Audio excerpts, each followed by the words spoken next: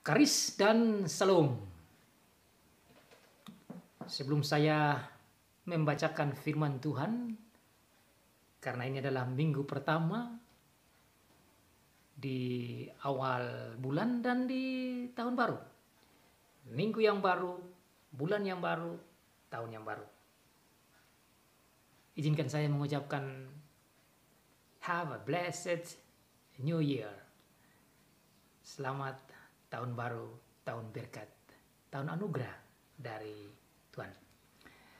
Mari kita bersama-sama membaca firman Tuhan dari lanjutan kitab Wahyu pasal yang ke-10. We are going to read from the Word of God chapter 10 of Revelation, the book of Revelation chapter 10. Here is the Word of God.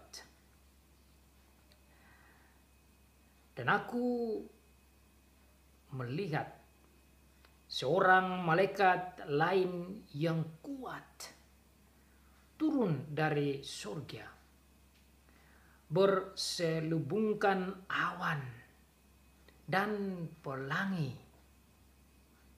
Ada di atas kepalanya dan mukanya sama seperti matahari dan kakinya bagaikan tiang api. Dalam tangannya ia memegang sebuah gulungan kitab kecil yang terbuka. Ia menginjakkan kaki kanannya di atas laut dan kaki kirinya di atas bumi. Dan ia berseru dengan suara nyaring sama seperti singa yang mengaum. Dan sesudah ia berseru, ketujuh guru itu memperdengarkan suaranya. Dan sesudah ketujuh guru itu selesai berbicara, aku mau menuliskannya. Tetapi aku mendengar suatu suara dari surga berkata, meteraikanlah apa yang dikatakan oleh ketujuh guru itu, dan janganlah engkau menuliskannya. Dan malaikat yang kulihat berdiri di atas laut dan di atas bumi, mengangkat tangan kanannya ke langit. Dan ia bersumpah demi Dia yang hidup sampai selama-lamanya, yang telah menciptakan langit dan segala isinya, dan bumi dan segala isinya, dan laut dan segala isinya. Katanya, tidak akan ada penundaan lagi. Tetapi pada waktu bunyi sangkakala dari malaikat yang ketujuh, yaitu apabila ia meniup sangkakalanya, maka akan genaplah keputusan rahasia Allah, seperti yang telah ia beritakan kepada hamba-hambanya, yaitu para nabi. Dan suara yang telah aku dengar dari surga itu berkata pula kepadaku, katanya, pergilah, ambillah gulungan kitab yang terbuka di tangan malaikat yang berdiri di atas laut dan di atas bumi itu. Lalu aku pergi kepada malaikat itu dan meminta kepadanya supaya ia memberikan gulungan kitab itu kepadaku.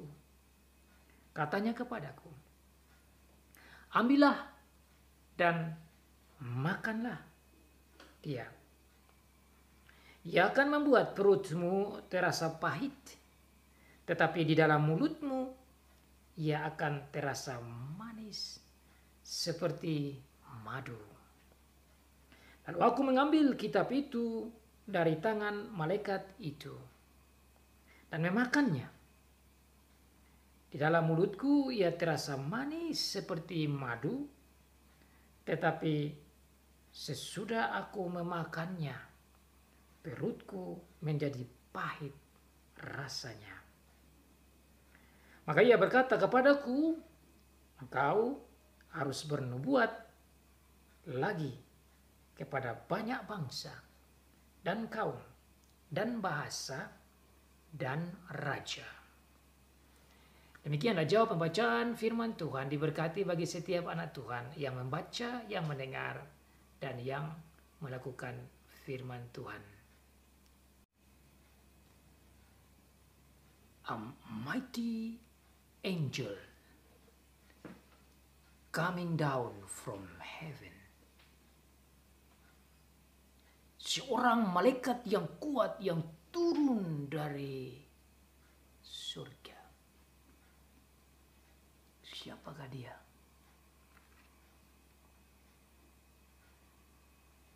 Minggu lalu saudara dan saya belajar dari Wahyu pasal 9.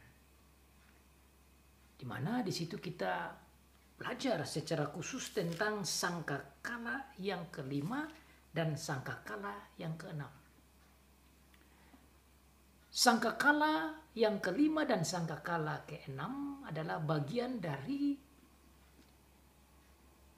meterai yang ketujuh yang dibuka oleh Tuhan Yesus.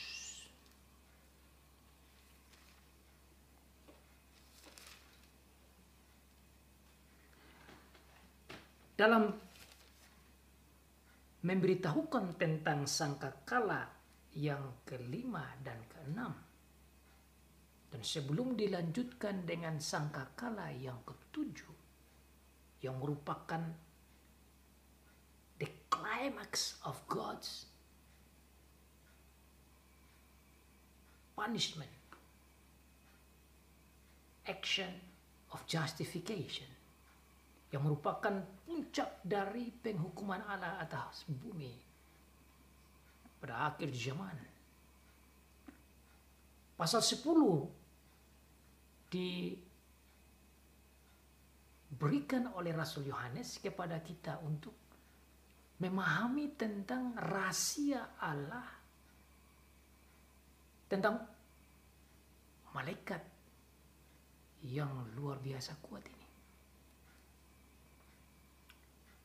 Setelah itu baru dilanjutkan dengan sangkakala yang ketujuh, yang di dalamnya terdapat 7 cawan murka Allah. Siapakah malaikat yang kuat ini? Apakah ini malaikat biasa atau lambang bahasa tentang oknum yang lain selain malaikat? Hari ini bisa kita pahami dan simpulkan apabila kita mengumpul data yang diberikan oleh Rasul Yohanes sendiri tentang malaikat yang kuat ini. Mengapa saya ingin menggali tentang siapakah malaikat yang kuat ini? Karena di dalam pasal 10 ini berbicara panjang lebar tentang malaikat yang kuat ini, dan sekaligus juga berbicara tentang perintah-perintah dari malaikat yang kuat ini kepada Rasul Yohanes yang terdapat dalam ayat yang ke-9 sampai ayat yang ke-11. Sementara dalam ayat pertama sampai dengan ayat yang ke-5 bahkan sampai ke-6 juga berbicara tentang malaikat yang kuat ini. Ada beberapa ayat yang berbicara tentang guru, suara ketujuh guru, dan ada juga ayat yang berbicara tentang suara dari surga.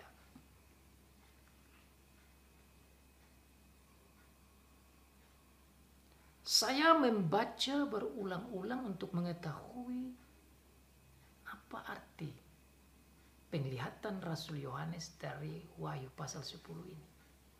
Saya juga berusaha untuk mencari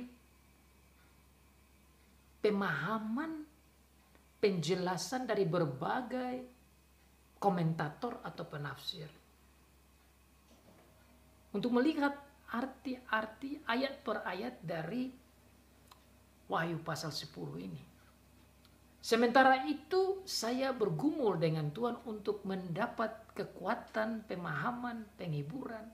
Agar saya sendiri bisa memegang dan bisa membagi kepada saudara arti hiburan, kekuatan dari pasal 10. Tatkala saya menggali, membaca, dan berusaha memahami pasal 10 lewat berbagai sumber,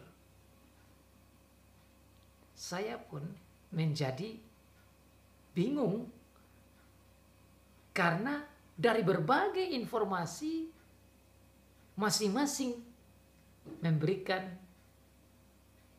kesimpulan tersendiri.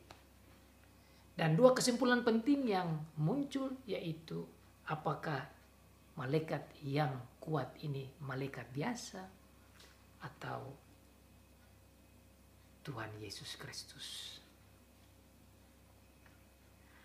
Saya menyimpulkan bahwa malaikat yang kuat ini adalah Tuhan Yesus Kristus sendiri. Mengapa saya juga menyetujui bahwa ini adalah Tuhan Yesus sendiri?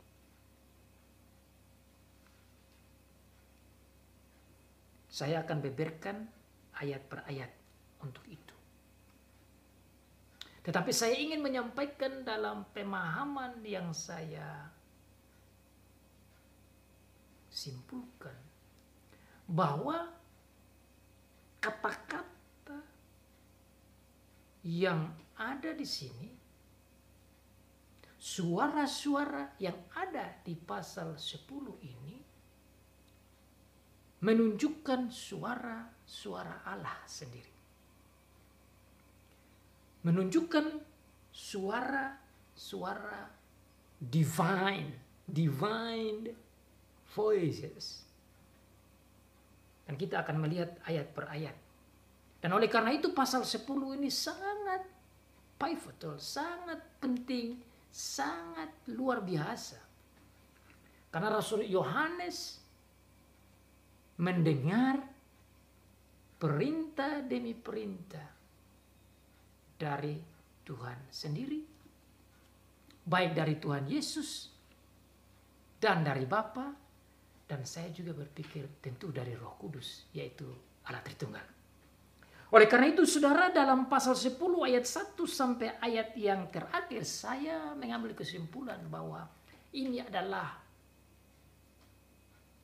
kalimat dan kata dan suara yang datang langsung dari Allah Tritunggal kepada Rasul Yohanes. Dan saya akan membuktikan satu persatu untuk kita lihat bagaimana pedulinya Tuhan kepada gereja agar supaya Rasul Yohanes bisa memahami, menerima, dan menulis bahkan menyampaikan kepada gereja sepanjang abad yang dikatakan dalam ayat yang terakhir. Ayat yang ke-11 sebagai perintah kepada Rasul Yohanes. Dan oleh karena itu demi sukacita dan demi penghiburan, kekuatan rohani bagi saudara dan saya, khusus dari pasal 10, saya ingin melihatnya dari pasal yang ke-11, ayat yang ke-11 dari pasal 10, yang isinya begini. Maka ia berkata kepadaku, maksudnya ini adalah malaikat yang kuat, yang saya simpulkan adalah dari Tuhan Yesus sendiri. Ia berkata, engkau harus bernubuat lagi kepada banyak bangsa dan kaum dan bahasa dan raja. ayat ini menurut saya sangat penting. Kenapa? Karena dari ayat ini Tuhan Yesus mau memberikan perintah, arahan, suruhan kepada Rasul Yohanes agar supaya semua yang dia catat, semua yang dia lihat, semua yang dia dengar, dia harus sampaikan kepada umat, kepada bangsa-bangsa, kepada kaum, kepada bahasa, kepada raja-raja. Artinya dia harus sampaikan ini kepada semua lapisan manusia yang ada di bumi, dan secara khusus gereja. Dan oleh karena ini adalah perintah langsung dari Tuhan Yesus dan dari Allah sendiri, maka ini penting bagi saudara dan saya.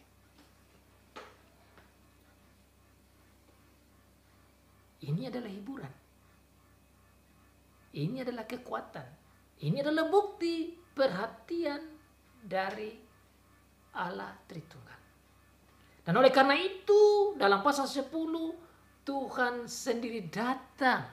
Tuhan Yesus sendiri datang dan bertemu dengan Rasul Yohanes untuk menyampaikan rahasia surgawi, perintah-perintah surgawi untuk dia sampaikan kepada gereja sepanjang abad. Dia yang memerintah Rasul Yohanes untuk menyampaikan firman kepada gereja sepanjang abad ini datang dengan ungkapan bagaikan seorang malaikat yang kuat yang turun dari surga. Mighty angel coming down from heaven. Dia adalah Tuhan Yesus Kristus. Kenapa? Saudara, mari kita lihat di dalam ayat-ayat firman Tuhan. Yang mana bukan malaikat biasa. Dan aku melihat seorang malaikat lain yang kuat turun dari surga, berselubungkan awan.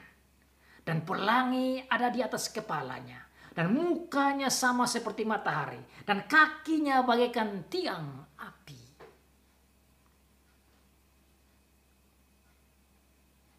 Poin-poin ini saudara menggarisbawahi bagaimana penampakan Tuhan di Perjanjian Lama.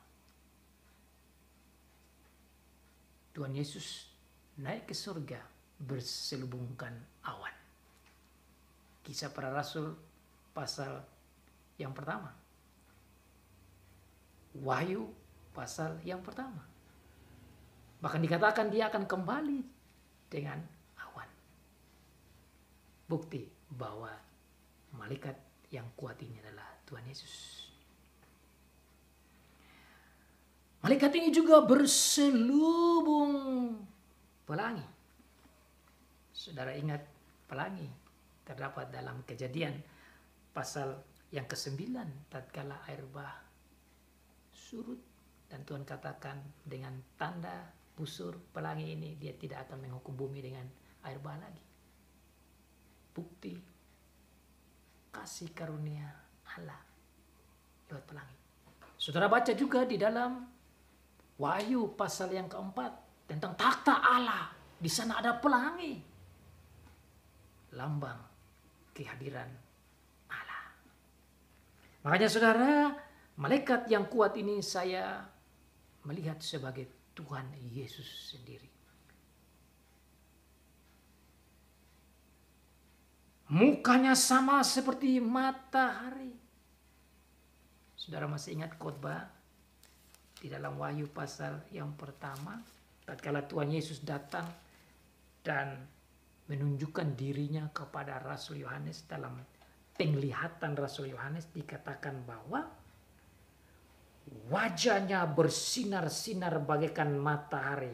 Wahyu pasal 1 ayat yang ke-16. Malaikat tidak digambarkan seperti begitu. Tuhan Yesus menyatakan dirinya di mana wajahnya bersinar-sinar bagaikan matahari. Pasal 10 katakan mukanya sama seperti matahari. Kakinya bagaikan tiang api. Saudara ingat apa yang dikatakan di perjanjian lama? Tuhan Allah memimpin bangsa Israel keluar dari Mesir dengan tiang awan dan tiang api. Sekali lagi ada awan di sana dan ada api. Ini hanya merupakan gambaran kehadiran Allah, bukan ciptaan Allah. Tuhan Yesus juga menunjukkan dirinya kepada Rasul Yohanes, dikatakan bahwa kakinya itu bagaikan tembaga membara di dalam perapian. Ayat yang ke-15 Wahyu pasal 1. Sekali lagi menunjukkan bahwa ini adalah Tuhan Yesus, dan saya mengambil kesimpulan bahwa malaikat yang kuat ini adalah Tuhan Yesus karena poin-poin dalam ayat-ayat ini. Ayat yang kedua, dalam tangannya ia memegang sebuah gulungan kitab kecil yang terbuka. Saudara ingat dalam pasal yang kelima menjelaskan tentang hanya dia sajalah yang bisa memegang gulungan kitab dan bisa membuka meterai-meterai. All these signs of divine aspect, divine pictures, not a creature but a divine, menunjukkan poin-poin aspek kealahan dari Tuhan Yesus. Maka malaikat yang kuat ini adalah Tuhan Yesus sendiri.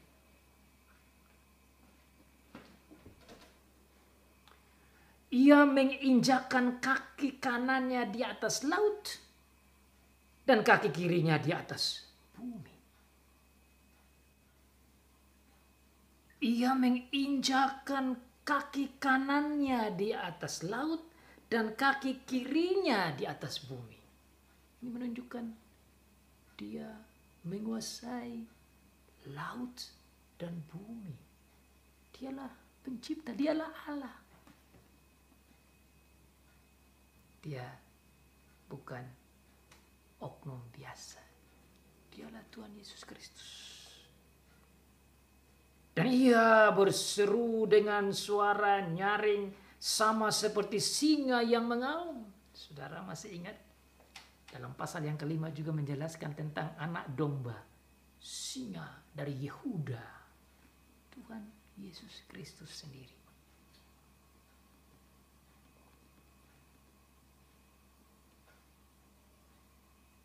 Dan sesudah ia berseru, ketujuh guru itu memperdengarkan suaranya. Dan sesudah ketujuh guru itu menyelesaikan berbicara, aku mau menuliskannya, tetapi aku mendengar suara dari surga berkata, meteraikanlah apa yang dikatakan oleh ketujuh guru itu, dan janganlah engkau menuliskannya.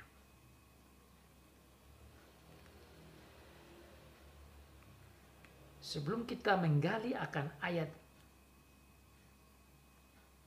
yang keempat berhubungan dengan guru, ketujuh guru dan suara dari surga, saya ingin meneruskan tentang malaikat yang kuat ini, dan itu terdapat dalam ayat yang kelima. Dan malaikat yang kulihat berdiri di atas laut dan di atas bumi, mengangkat tangan kanannya ke langit, dan ia bersumpah demi Dia yang hidup sampai selama-lamanya, yang telah menciptakan langit dan segala isinya, dan bumi dan segala isinya, dan laut dan segala isinya, katanya, tidak akan ada penundaan lagi. Malaikat yang kuat ini bersumpah. Saudara ingat Tuhan juga mengadakan sumpah dengan Abraham, dan saudara bisa baca di dalam Kejadian pasal yang ke-17, saudara bisa buka di Ulangan pasal 32, Ibrani pasal 13. Saya buka saja di Ibrani pasal 13 untuk melihat bahwa Tuhan itu juga membuat sumpah, tetapi Dia bersumpah demi dirinya sendiri. Mari kita lihat di Ibrani pasal 6 ayat yang ke-13, salah satu ayat yang bisa menolong kita memahami tentang sumpah dari Allah. Sebab ketika Allah memberikan janjinya kepada Abraham, ia bersumpah demi dirinya sendiri, karena tidak ada orang yang lebih tinggi daripadanya. Jadi saudara, Tuhan Yesus mengangkat sumpah ini demi dirinya sendiri, artinya Allah sendiri. Dan dia berkata dalam isi sumpahnya, tidak akan ada penundaan lagi.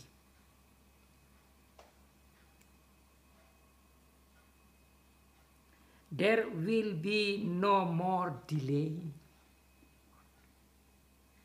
Tidak akan ada penundaan lagi, dalam arti sebentar lagi setelah ini sangkakala ketujuh akan dibunyikan dan Tuhan akan menunjukkan keadilannya sebagai jawaban atas doa-doa para martir dalam menunjukkan keadilan dan kebenaran Tuhan. Tuhan Yesus sendiri yang mengangkat sumpah itu. Selanjutnya dia sendiri berkata kepada Rasul Yohanes untuk memberitakan firman Tuhan tentang Injilnya, tentang dirinya, tentang kebenarannya, tentang kekuatannya, tentang kehebatannya, tentang penglihatan ini kepada semua bangsa. Dan saudara tahu kitab Wahyu ini disampaikan di seluruh bumi, di mana-mana orang membaca. Meskipun Rasul Yohanes sudah mati pun, firman tulisan yang ditulis oleh Rasul Yohanes ini disampaikan dan diberitahukan di mana-mana. Ini karena malaikat yang kuat ini berbicara. Malaikat yang kuat ini datang dan menyampaikan hal ini kepada Yohanes. Selanjutnya malaikat yang kuat selain dia bersumpah,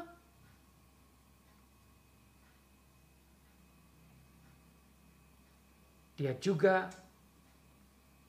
berbicara kepada Rasul Yohanes di dalam ayat yang ke-9. Lalu aku pergi kepada malaikat itu, maksudnya Tuhan Yesus, malaikat yang kuat, dan meminta kepadanya supaya ia memberikan gulungan kitab itu kepadaku. Saudara ingat, pertama dia yang memegang gulungan itu dan diperintahkan supaya dia pergi, Yohanes pergi dan mengambil gulungan kitab itu. Katanya kepadaku, ambillah dan makanlah dia, dan ia akan membuat perutmu merasa pahit, tetapi di dalam mulutmu ia akan terasa manis seperti madu. Jadi saudara, tatkala Yohanes melihat Tuhan Yesus yang dikatakan malaikat yang kuat, dia lihat dirinya diselubung oleh awan dan oleh pelangi, kakinya yang bagaikan tiang api, mukanya yang bagaikan matahari. Dia yang menginjak laut dan bumi. Dia juga memegang kitab ini. Dan dia katakan kepada Rasul Yohanes, ambil dan makan.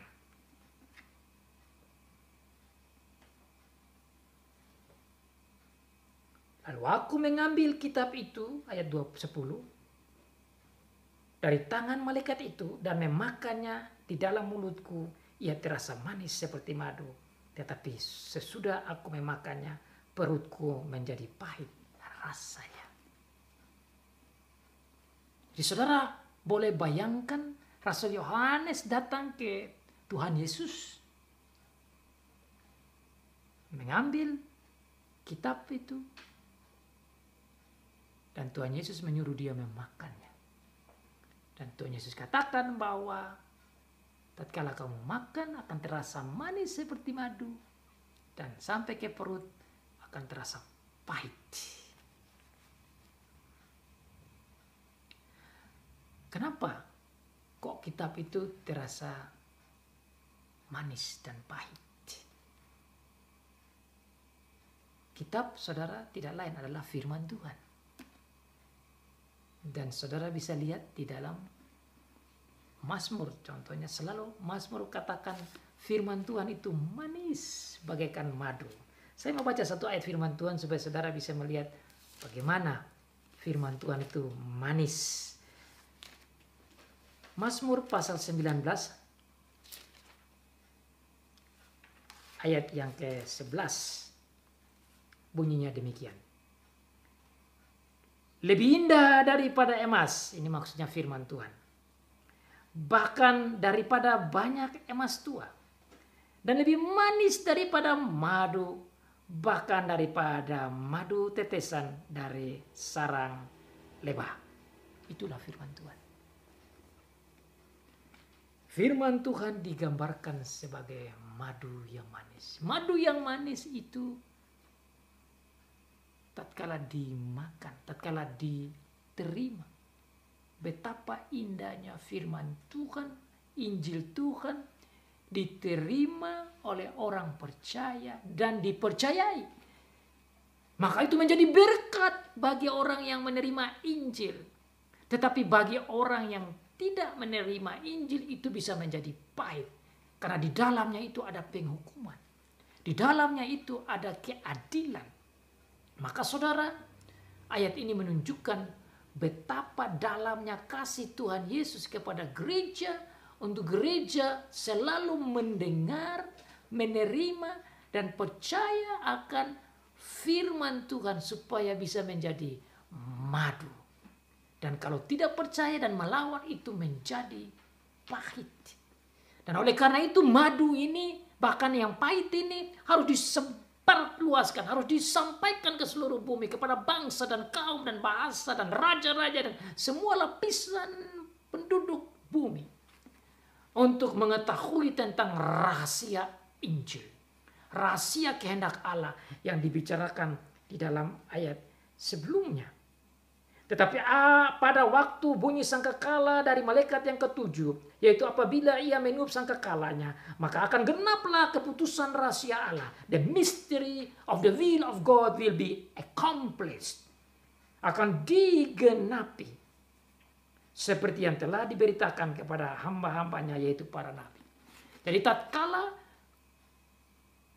malaikat yang ketujuh meniupkan sangkakala yang terakhir, keputusan kehendak Allah itu akan digenapi. Semua isi firman digenapi. Dan semua orang akan melihat bagaimana Tuhan berkata dan Tuhan memenuhi, menggenapi firman itu. Injil yang disampaikan itu digenapi. Apa yang Tuhan janjikan itu digenapi. Apa yang Tuhan katakan itu digenapi. Dan saudara sebagai anggota gereja saudara, kita boleh bersyukur bahwa Tuhan menyampaikan hal ini kepada kita dengan lewat hamba-hambanya. Untuk kita mengetahui bagaimana Tuhan mengatur, menyampaikan hatinya dan firman-Nya dan beritanya dan kabar baiknya lewat Injil. Tentang keselamatan dalam Tuhan Yesus. Tentang janji-janjinya, tentang actionnya, tentang tindakannya. Tentang sikapnya, tentang keputusan dan kehendaknya, itu semua akan digenapi secara tuntas. Dan tidak ada penundaan. Itulah yang merupakan isi daripada sumpah yang disampaikan dalam ayat sebelum. Saudara, kenapa pasal ini disampaikan? Supaya kita lihat betapa berkuasanya Tuhan Yesus.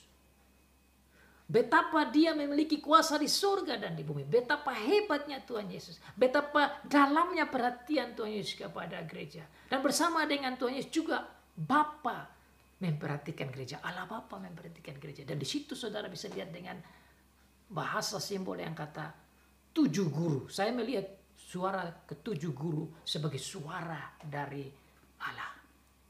Dan suara yang lain yang tercatat di sini tentang perintah mengambil, saya melihat itu sebagai suara dari Roh Kudus.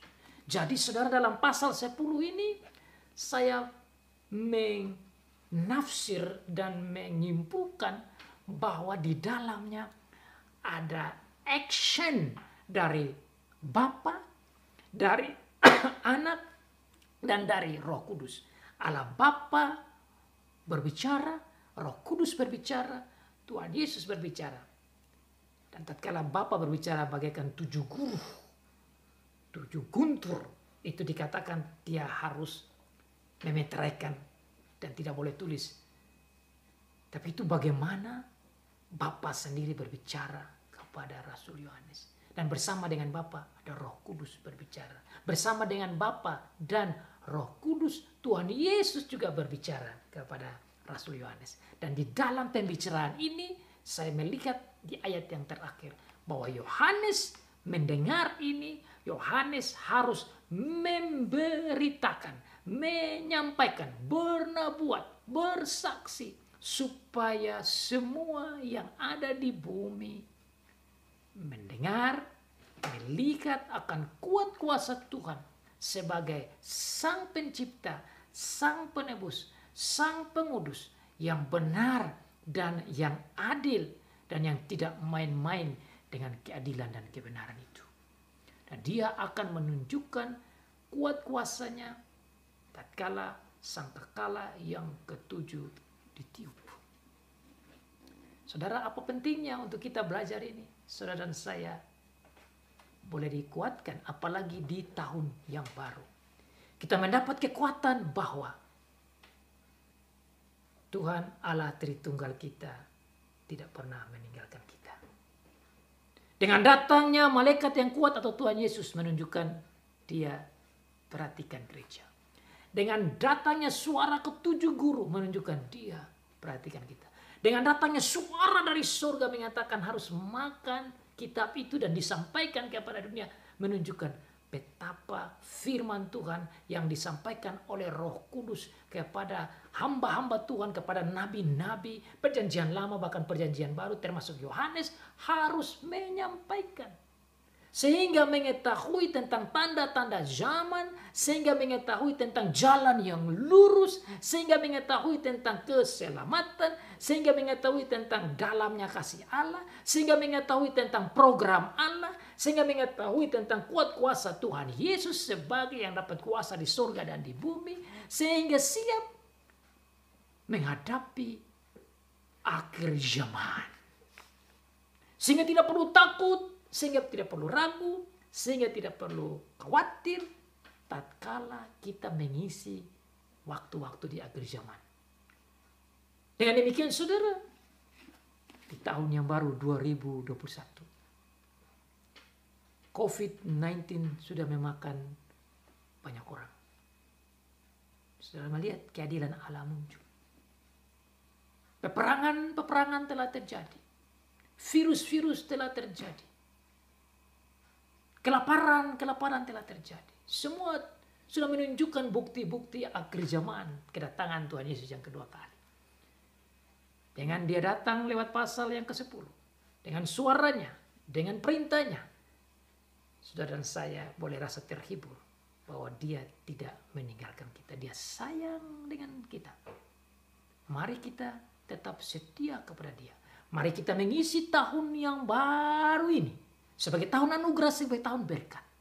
Bersama dengan dia sebagai Allah Immanuel yang perkasa, yang luar biasa, yang maha kuasa, yang selalu ada di sebelah kanan kita. Berjalan bersama dengan dia, dengan firman-Nya yang bagaikan madu di mulut kita. Selamat tahun baru, selamat mengisi tahun yang baru. Selamat meneruskan kehidupan tahun baru penuh berkat ini. Bersama dengan Allah Tritunggal. Bapa, Anak, dan Roh Kudus. Sambil berdoa. Maranatha, datanglah Tuhan. Untuk kita menikmati rumah yang baru. Amin.